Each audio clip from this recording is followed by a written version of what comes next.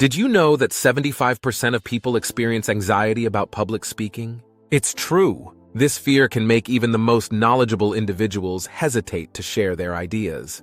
But here's a surprising fact. You don't need to use big words to impress your audience. In fact, studies show that 90% of the most successful speakers stick to simple language. So what sets great speakers apart?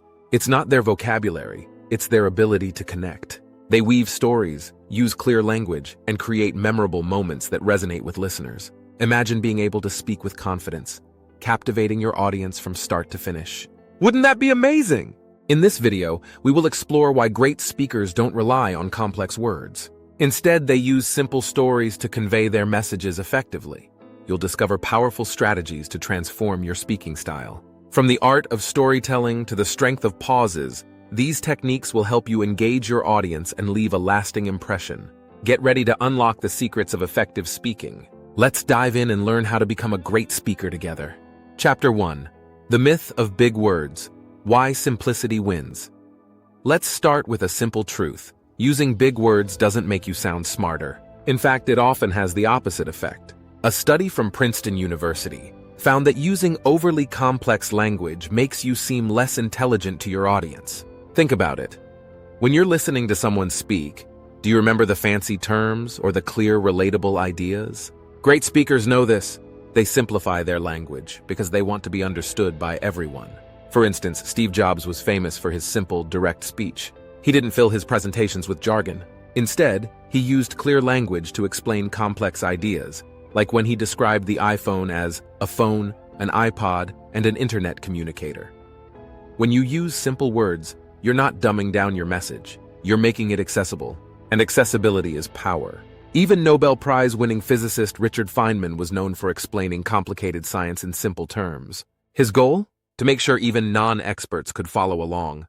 It's no wonder he's often called the Great Explainer. To become a better speaker, focus on clarity. Forget the thesaurus. What matters most is making sure your audience understands your message. Remember, if people can't follow what you're saying, they won't connect with you. It's that simple. Chapter 2. Speak like a storyteller. Crafting relatable narrative stories have a way of sticking with us. You probably remember the story of the tortoise and the hare, but not a single biology lesson from school. Why? Because stories create emotions, and emotions help us remember. Data shows that when we listen to stories, our brains produce more oxytocin, the trust hormone.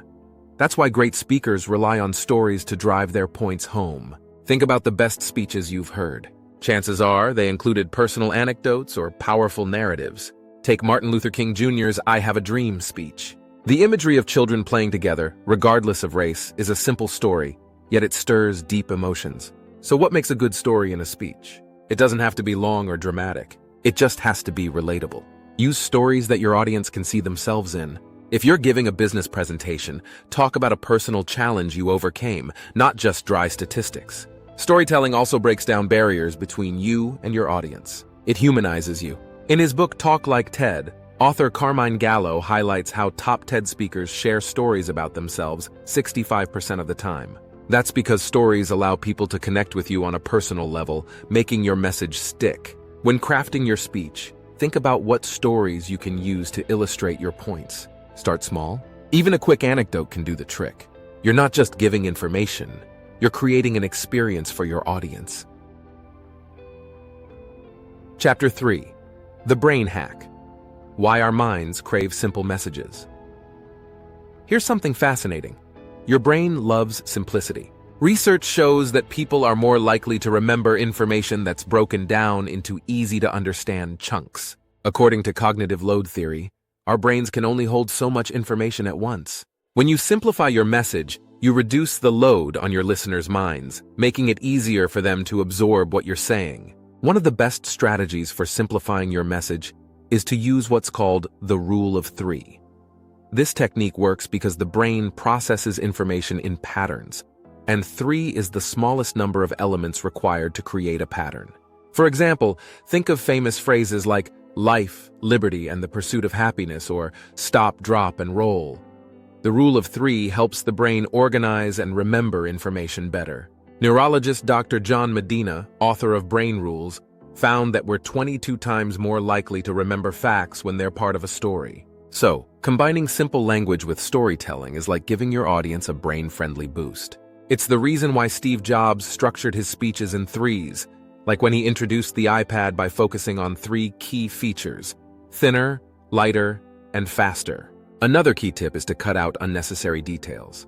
You don't have to overwhelm your audience with every single fact. Give them just enough information to understand your point. You can even use metaphors or analogies to explain complex ideas. For example, when explaining how the internet works, people often compare it to a series of pipes. It's simple, but it gets the idea across. When you make your message easy to digest, your audience will remember more. So trim the fat from your speech. Focus on what's essential and deliver it in clear, memorable chunks. Don't forget to subscribe. Stay tuned for more tips on becoming an effective speaker that resonates with your audience. Chapter 4. Paint pictures with words. The art of visual language. Great speakers don't just tell, they show. By using visual language, they help the audience see what they're talking about, even if it's abstract. The trick is to paint mental pictures with words. Our brains are wired to respond to imagery, which is why visual language sticks. Research by the International Journal of Environmental Research and Public Health found that when people hear vivid descriptions, the same brain areas light up as when they see the real thing. Take a look at some of the most effective speeches. Winston Churchill didn't just say, "We're going to fight." He said, "We shall fight on the beaches, we shall fight on the landing grounds, we shall fight in the fields and in the streets."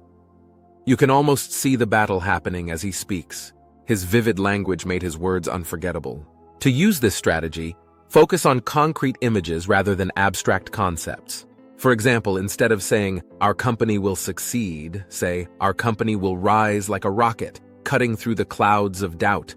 That image will stick in people's minds much longer than vague words. Another powerful way to create visual language is by using metaphors and analogies. Comparing an abstract idea to something familiar makes it easier to understand. Albert Einstein famously said, "Life is like riding a bicycle. To keep your balance, you must keep moving." That simple metaphor packs a punch, giving people a clear picture of a complex idea. Think about how you can create a sensory experience for your audience. Talk about sights, sounds, tastes, and textures. For instance, when describing success, don't just say it feels good. Say it feels like finally sinking into a soft, warm chair after a long day. The more you engage the senses, the more vivid your message becomes. Chapter 5. Conversational tone. Talking to your audience, not at them. No one likes to be lectured. That's why the best speakers sound conversational, as if they're having a one-on-one chat, even in front of hundreds. Research from Stanford University found that people process conversational speech more effectively than formal speech, especially when trying to grasp new ideas. One way to create a conversational tone is by using everyday language. If you wouldn't say it to a friend, don't say it to your audience. Think about how casual conversations flow. There are pauses, gestures, and moments of humor. You can replicate that in your speaking by using shorter sentences, contractions, and natural expressions. Barack Obama is a master at this. When he speaks, he doesn't sound like he's reading from a script. He sounds like he's speaking from the heart. He often begins his speeches with phrases like, "Let me tell you a story," or "I want to share something with you." These small, personal touches make his speeches feel like conversations, not monologues. Another strategy is to ask rhetorical questions. This keeps the audience engaged because they feel like they're part of the conversation. For example, instead of saying, "We need to solve this problem," try, "How are we going to solve this?" It makes the audience think and invites them into the dialogue. Don't be afraid to use humor or personal anecdotes to break the formality. A light joke or a quick story about something that happened to you can make your audience feel like they're getting to know you, not just listening to a speech. When people feel connected to you, they're more likely to listen and remember what you say. If you enjoyed these tips, be sure to subscribe for more insights on mastering the art of speaking. Together, we can make your voice resonate with confidence and clarity.